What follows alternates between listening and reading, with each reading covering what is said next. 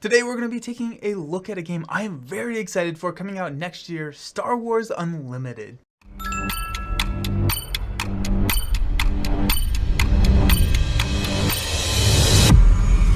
Hello and welcome to Nelson All Over Cards. I am excited because Star Wars Unlimited is coming up. It's coming out soon, and I wanted to talk about kind of what we know and why I am getting so excited for this game. Now, one quick thing before we get started, I have another video where I interviewed Jeremy Zwern, who is one of the lead developers or designers of the game. You can find that link up here.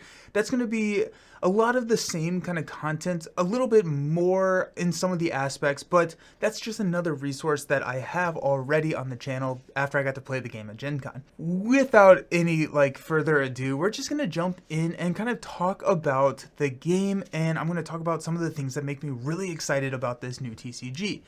The objective of the game is pretty simple. You have to destroy your opponent's base. There's the standard base that starts out with 30 health, and you have units that you're going to be playing onto the board, and then you can attack the base, reduce it to 30, you win. Fairly straightforward objective, but that's where all the fun starts to come in. Now, there are different bases, and this is one of the things that we did not know in my interview at Gen Con, but it's been revealed because we're getting some of these preview cards for the first set that is coming out, but there are different bases that have less health, but they have actions on them. So for example, we have the Energy Conversion Lab, which instead of 30 health has 25, but it does have an action that you can use one time per game that says play a unit that costs 6 or less from your hand with Ambush. And so this just opens up so much design space and so many interesting and different bases that you can start out, but that's not the only thing that you're going to build a deck around. You pair your base with a different hero. Now, the heroes are kind of the lifeblood and the commander of their deck. I feel like commander may have been a poor choice of word there considering we have Magic the Gathering commander, but honestly, they're kind of similar. Each one of these has an action that allows you to bring your leader out onto the battlefield. It's called an epic action to join the battle once you have a specified number of resources in your resource pool. This can happen one time per game. Once they are knocked out, they go right back to being your leader. So you do want to trigger this, but you have to be a little careful because you only get one instance of them coming out and rallying the troops to help you kind of push forward and gain some momentum against your opponent.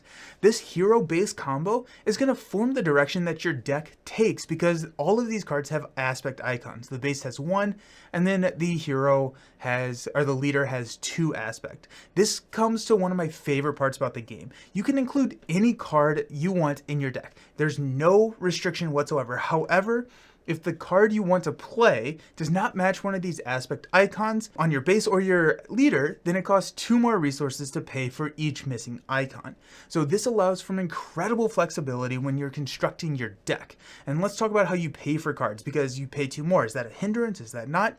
Kind of, because this is another thing that I really like. The way that the resource system in this game is really smooth, really streamlined, kind of very similar to Lorcana, but I think I like this a little bit more than Lorcana because every single card can be resourced. At the end of the round, after both players have passed, everybody draws 2 cards, and then you can resource any card from your hand. There's no requirement on the card you have to resource, so like in Lorcana, it has to be a inkable card. In this game, you can do whatever. You don't have to resource one of the cards you just drew. It can be anything in your hand. So I love that you get to see a lot of your deck. You're drawing 2 cards every single round.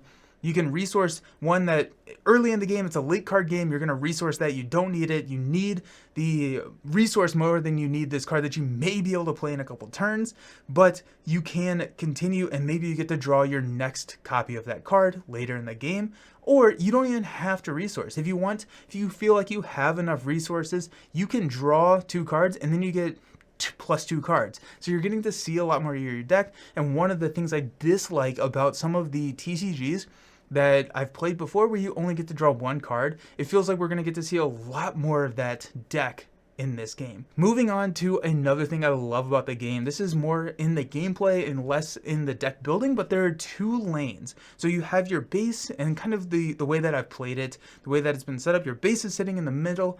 On the left side of your base, you have your ground units, and on the right side, you have your space units. So each unit in your deck, and there's units, events, there's attachments, but the units are either ground or space units, and you play them in their respective lanes. They can then attack units in that lane, or either of them can attack the base. So you have space units coming down and swooping and shooting down and trying to chip away at your base, while your ground forces attack from the planet side. And thematically, it just makes really cool sense. It also kind of requires this push-pull. So if you notice that your opponent is kind of building up this ground force, you may want to lean a little bit more and start playing some more space units, because maybe they're ground force. Maybe you can outrush them on your space side.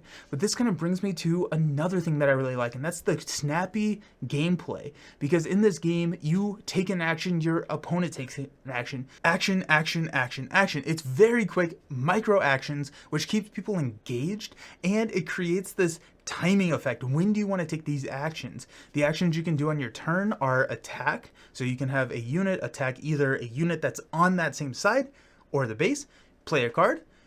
You can do actions on cards. Some cards have printed actions. Some of them have epic actions, like the base that we were looking at earlier, like Vader has an epic action to deal some damage. Or you can claim initiative for the next turn. If you claim initiative, that means you get to go first next turn, but you're passing for the round. So the opponent may have some time to play a couple units knowing that they're safe, even though you may be going first in the round. Every single time I've played, I felt really engaged, and it kind of is almost this tenseness, because you're doing very small things, but don't misstep, because it could snowball into something pretty bad. Let's talk about what comes in a pack and rarity. It is a trading card game, or a TCG, meaning that there are randomized booster packs. This is one of the things I don't like about the game. I'm not a huge fan of TCGs. I much prefer the LCG model, where you know what you're getting, but I understand the, financial and economical and business reasons for a TCG. Here we are. So TCGs, randomized booster packs, we know that each one of the packs comes with 16 cards. In every single pack, you're going to get a base and a hero. This is great because you're not necessarily going to be hunting for that perfect hero for your deck. You're going to see a lot of these. On the flip side, and the really cool thing about this is it works so well for draft. If you're drafting, where you're each going to be taking a couple of packs, choosing and building a deck while you're, drafting cards around the table, you don't have to hunt for a hero. You're going to be able to find a hero in a base fairly easily. Outside of those two cards, you're going to get 9 common, 3 uncommon, and 1 rare or legendary card. So that adds up to 15 cards. The last card in that pack is going to be a foil card that can be of any rarity. So you can get a common foil, or you can get a legendary foil. Of course, these are going to be different pull rates. So the legendary foils are going to be more rare than those common foils. We are also going to get, and this is where I think the art needs to start to come into the conversation. I love the art in this game. Fully new art. A lot of the games that we've seen in the past, we have kind of similar art, but this game feels like it's completely different than anything I've seen in the Star Wars world before, and I love Star Wars. And so seeing new art, seeing the way that Luke looks, seeing the way that all these spaceships look, they look so interesting in this different art style that honestly, I just have fun looking through the cards. But we do have alternate arts and hyperspace cards. Hyperspace cards are frame break cards. So you see one on the screen right now. So it kind of opens up. They're not super rare. You're going to get a good number of these. They're about 2 in every 3 packs is kind of the pull rate. But what I really want to talk about is the showcase variant for leaders. They are incredibly gorgeous. Alternate art, cool foil system that they have going on for leaders, and these are going to be incredibly rare. I do want to say that I'm really happy that these are not different mechanically, because they are coming in 1 in every 12 boxes. So you're not going to get a lot of these. Each box has 24 packs, so we're looking at a 1 in every 288 pull rate for these special leaders. But again, not different mechanically. So if you have a deck that you are, you really want, maybe that is your chase card. It's just an aspect of TCGs in this day and age, but I'm really happy that they're not different mechanically. I'm really excited to see what some of these other legendary cards or these leaders look like. We do have a release date. The release date is March 8th, 2024. As we approach that, I plan on doing a couple of plays and maybe a couple more videos on the channel as we get close to that March 8th, that Q1 release, and I'm getting pumped. I know I have a live stream coming up later the week that this is posted. After we finish that live stream, I'll make sure to link it down below in the video description. So if you want to see a little bit of gameplay, you absolutely can. But I want to know what excites you about this game. Let me know. Is this something that you were excited for? Is it not? Let me know in the comments because I want to talk about this game. I've played it a couple of times now, and it's exciting. And seeing some of the cards, I've only played with the starter decks that they've had at conventions and everything, but seeing some of the cards that they've previewed and seeing what's coming up, I'm pumped. I think that there's a lot of levers that they can pull in this game. I think that we're going to get some really interesting interactions, and I'm really excited to see some of these special decks that people are going to be making. But thank you all so very much for watching. Can't wait to talk with you all in the comments, and I'll see you around. Peace.